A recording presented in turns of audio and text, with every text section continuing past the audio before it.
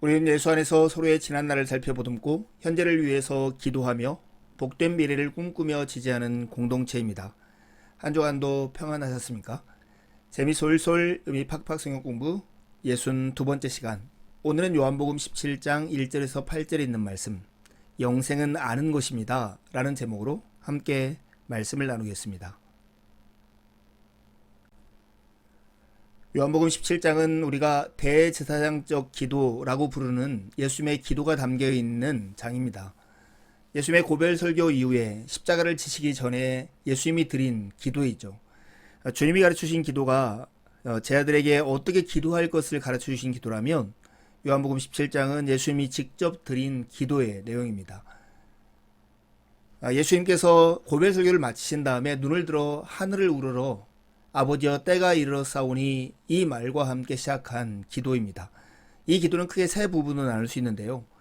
예수님 자신을 위해서 드린 기도가 1절에서 8절, 그리고 제자들을 위해서 드리는 기도가 9절에서 19절, 그런 다음에 제자들을 통해 믿게 된 신자들을 위해서 드리는 기도가 20절에서 26절에 나타나 있습니다. 예수님은 우리를 위한 희생 제물이 되실 뿐 아니라 대제사장으로서 하나님 앞에 죄인인 우리를 위해서 친히 간구하시는 분이십니다. 예수님의 기도를 통해서 예수님의 어떠하심을 알아가는 귀한 시간이 되었으면 좋겠습니다. 먼저 1절에서 8절에 있는 말씀을 한 목소리로 읽겠습니다. 예수께서 이 말씀을 하시고 눈을 들어 하늘을 우러러 이르시되 아버지여 때가 이르렀사오니 아들을 영화롭게 하사 아들로 아버지를 영화롭게 하게 하옵소서. 아버지께서 아들에게 주신 모든 사람에게 영생을 주게 하시려고 만민을 다스리는 권세를 아들에게 주셨음이로소이다. 영생은 곧 유일하신 참 하나님과 그가 보내신 자 예수 그리스도를 아는 것이니이다.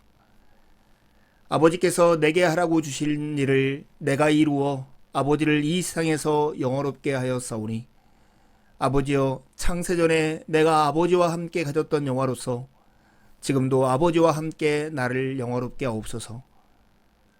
세상 중에서 내게 주신 사람들에게 내가 아버지의 이름을 나타내었나이다. 그들은 아버지의 것이었는데 내게 주셨으며 그들은 아버지의 말씀을 지키었나이다. 지금 그들은 아버지께서 내게 주신 것이 다 아버지로부터 온 것인 줄 알았나이다. 나는 아버지께서 내게 주신 말씀들을 그들에게 주었사오며 그들은 이것을 받고 내가 아버지께로부터 나온 줄을 참으로 아오며 아버지께서 나를 보내신 줄도 믿었사옵나이다. 예수님이 자신을 위해서 하나님께 드린 기도를 세 단어로 요약할 수 있습니다. 그것이 바로 영광, 권세, 영광입니다. 예수님의 기도의 내용을 1절이 잘 요약합니다. 아들을 영화롭게 하사 아들로 아버지를 영화롭게 하게 하옵소서 하는 내용입니다. 이 1절의 기도를 4절과 5절이 구체적으로 설명해 줍니다. 아버지께서 내게 하라고 주신 일을 내가 이루어 아버지를 이 세상에서 영화롭게 하였사오니 아들이신 예수님께서 성부 아버지를 영화롭게 하는 방법은 하라고 주신 일을 이루는 걸 통해서였습니다.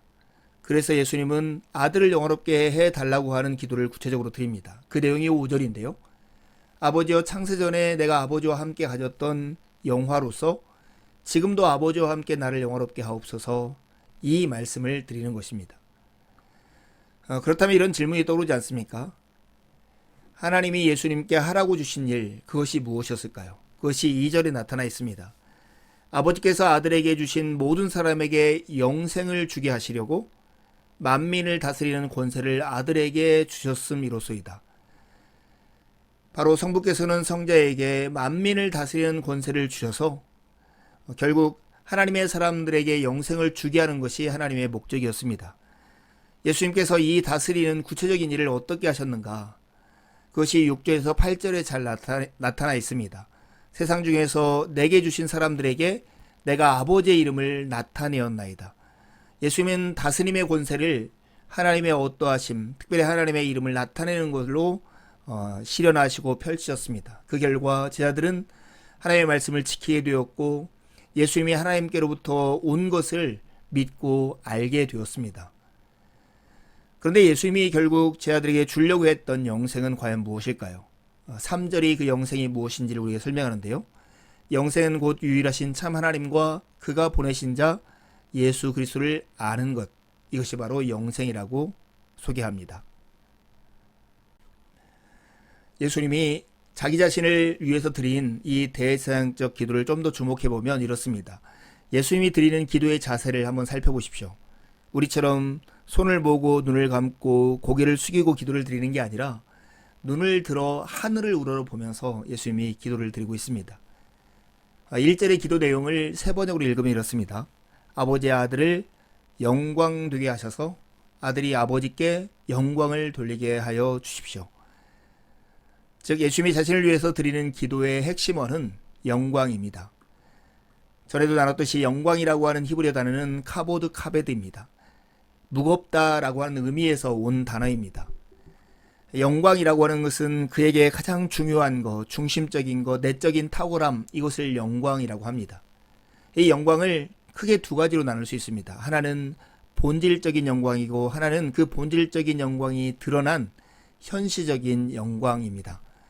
하나님에게도 하나님 안에 있는 내적인 탁월함으로서의 본질적 영광이 있을 뿐만 아니라 그 본질적인 영광이 나타나서 우리가 인식하고 반응하는 현시적인 영광이 있습니다. 좀 더 구체적으로 살펴보면 이렇습니다. 하나님의 내적인 탁월함이 우리에게 계시되어 발산되어서 우리가 지식하고 인식함으로 그것의 반응으로서 찬양하는 것, 이 모두를 하나님의 영광이라고 말할 수 있습니다. 하나님의 본질적인 내적인 탁월함에 대해서 우리가 인식하고 반응하는 것, 그것을 바로 하나님께 영광을 돌린다, 이렇게 표현할 수 있습니다. 하나님의 영광이 우리의 입술과 삶과 관계를 통해서 이 세상에 드러나는 것, 그게 바로 하나님께 영광을 돌리는 태도입니다. 예수님이 구하는 것이 바로 이것입니다. 하나님의 어떠하심이 예수 그리스도를 통해서 온전히 세상 가운데 선포되기를 간구하는 것, 그것이 바로 1절의 기도입니다. 하나님의 영광이 나타난다는 말은 가장 하나님다운 행동, 하나님다운 인격이 드러난다는 뜻이고 그 절정은 바로 사랑입니다. 예수님은 아들을 영화롭게 하사 아들이 아버지께 영광을 돌리게 해달라고 간구합니다. 그런데 아들이 아버지를 어떻게 영화롭게 할까요? 그게 바로 4절에 나온 내용인데요. 아버지께서 내게 하라고 주신 일을 내가 이루어 아버지를 이 세상에서 영화롭게 하였사오니, 이렇게 고백합니다. 즉 아들이신 예수님께서 성부 하나님을 영화롭게 하는 방법은, 하나님의 영광을 이 땅 가운데 드러내는 방법은 하나님이 예수 그리스도에게 맡겨주신 그 사명, 그것을 이룰 때 바로 하나님의 영광이 온전히 나타난다는 것입니다. 여러분, 우리가 하나님을 영화롭게 한다 하는 말을 가끔 오해할 때가 있습니다. 하나님을 영화롭게 한다는 것은 단순히 예배당에 모여서 박수를 치며 찬양하고 그냥 하나님 영광 받으십시오, 이렇게 하는 고백을 통해서 이루어지는 것, 그것보다 훨씬 더 큰 것입니다. 하나님을 영화롭게 한다는 것은 하나님의 선하신 뜻이 우리의 삶과 우리의 역사와 관계와 공동체를 통해서 온전히 이루어짐으로써 그것이 하나님의 어떠하심이 이 땅 가운데 선포되고 드러나는 걸 통해서 하나님을 영화롭게 하는 것입니다. 주역해서 말하면 하나님을 영화롭게 한다는 것은 하나님이 주신 사명을 이루는 것입니다. 이것이 바로 하나님을 영화롭게 하는 것이고 우리가 하나님의 영광에 참여하는 방법입니다. 예수님은 사명을 위해 사셨습니다. 사명이 다하실 때까지 사셨습니다. 예수님이 마지막에 아버지께서 제게 하라고 주신 일을 제가 이루었습니다 하는 이 고백을 하는 것처럼 우리의 인생의 마지막에 우리가 하나님이 주신 사명들을 다 이루었습니다 라고 고백하며 이 땅을 떠날 수 있다면 얼마나 행복하고 복된 삶일까요? 성부 하나님은 이루어야 할 사명을 주실 뿐만 아니라 이룰 수 있는 권세와 능력까지 주시는 분이십니다.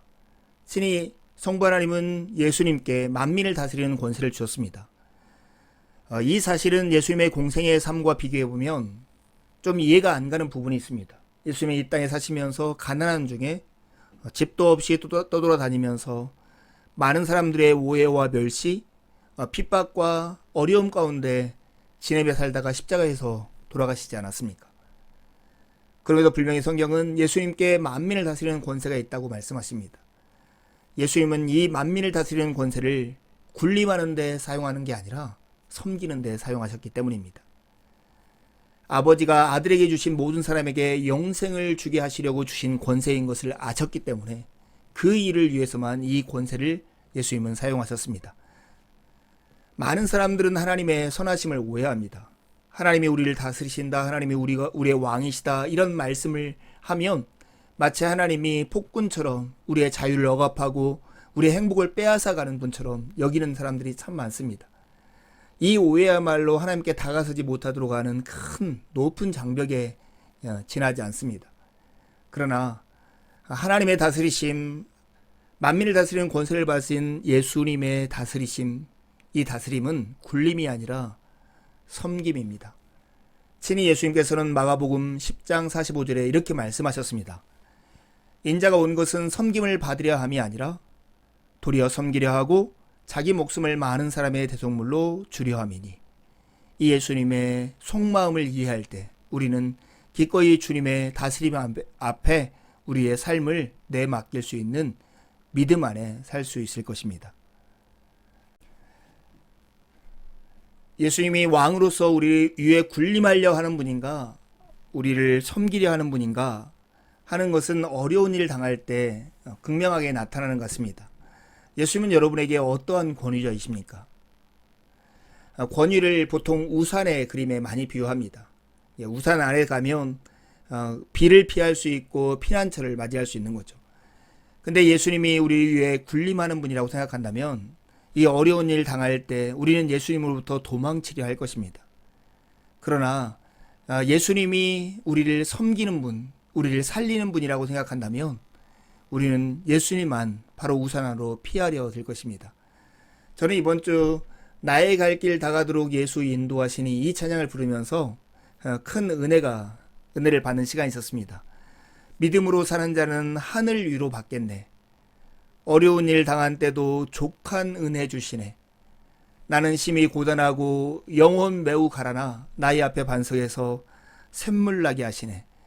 이 찬송시를 지은 작가는 정말로 예수님이 우리를 섬기기 위해서 오셨고 우리가 피할 수 있는 우상과 같은 분임을 진짜 알고 고백했던 것입니다. 여러분에게도 정말 이런 동일한 고백이 있기를 바라고 예수님의 선하심을 온전히 신뢰하는 삶을 살아가기를 간절히 바랍니다. 만민을 다스리는 권세를 가지고 예수님이 하신 일은 무엇입니까? 그것은 바로 아버지의 이름을 나타내는 일, 하나님의 영광을 나타내는 일이었습니다. 그것이 바로 6절에 잘 소개되어 있는데요. 세상 중에서 내게 주신 사람들에게 내가 아버지의 이름을 나타내었나이다. 예수님이 말씀하십니다.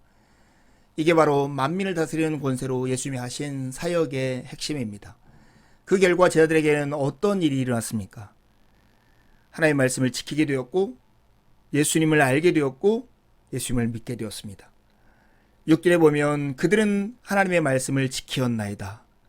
7절에 보면 다 아버지께로부터 온 줄을 알았나이다. 그리고 8절에 보면 아버지께서 나를 보내신 줄도 믿었사옵나이다. 이렇게 고백합니다. 여러분, 교회 공동체와 목회자가 해야 할 일이 무엇일까요? 그것은 예수님이 하신 일을 예수님의 몸으로서 따라 행하는 것입니다. 그것은 하나님의 이름을 나타내는 일, 하나님의 영광을 드러내는 일을 하는 것입니다.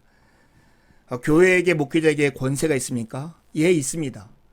이 권세를 가지고 다른 사람에게 군림하려고 한다고 하면 그건 잘못된 권세일 것입니다. 그 권세는 섬김을 위해서 사용해야 하고 그 섬김의 내용은 이 세상 가운데 하나님의 이름을 나타내는 것입니다. 무사람들에게 하나님의 이름을 나타내고 하나님의 영광을 나타냄으로써 하나님의 말씀을 지키게 하고 예수 그리스도를 알게 하고 예수 그리스도를 믿게 하는 데까지 이르는 것, 그게 바로 교회와 목회자가 해야 할 받은 사명인 것입니다. 예수께서는 아버지께서 주신 모든 것을 자신의 택한 제자들 앞에 나타내셨습니다. 이것은 제자들의 기쁨의 이유였고 기도의 토대가 되었습니다. 우리 교회도 이와 같은 일에 동참해야 할 것입니다. 예수님께서 아버지부터 받은 만민을 다스리는 권세를 통해서 하고자 했던 일은 제자들에게 영생을 주는 일이었습니다. 그렇다면 영생이 무엇일까요? 영생을 단순히 죽지 않고 영원히 사는 것쯤으로 이해한다면 큰 오해입니다. 사람들이 죽은 후에 영원히 소유하는 것, 막연한 미래가 영원히 지속되는 것, 그런 정도를 성경에서 영생이라고 말하지 않습니다.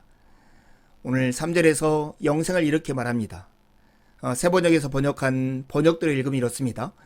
영생은 오직 한 분이신 참 하나님을 알고 또 아버지께서 보내신 예수 그리스도를 아는 것입니다. 이 말씀을 읽으면서 또 우리 안에는 질문이 떠오를 수 있습니다. 무슨 지식이 영생이야? 이렇다면 우리는 성경에서 말하는 아는 것이라고 하는 것의 의미를 살펴볼 필요가 있는 것이죠. 성경이 말하는 히브리어 알다라고 하는 단어는 야다입니다. 이 야다는 알다라는 뜻의 동사로 몸과 마음과 체험을 통해서 아는 것을 뜻하는 단어입니다.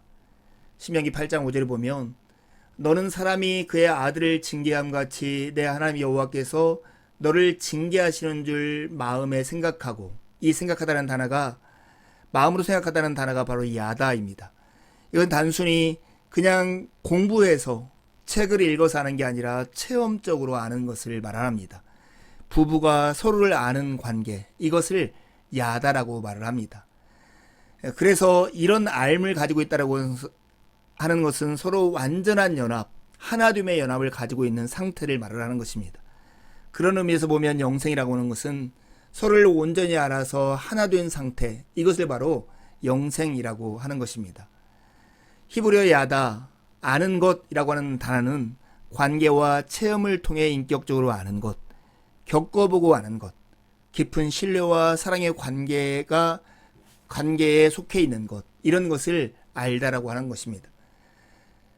한 분이신 참 하나님을 알고 예수 그리스도를 아는 것, 그분과 온전한 연합을 이루는 것, 이게 바로 영생입니다.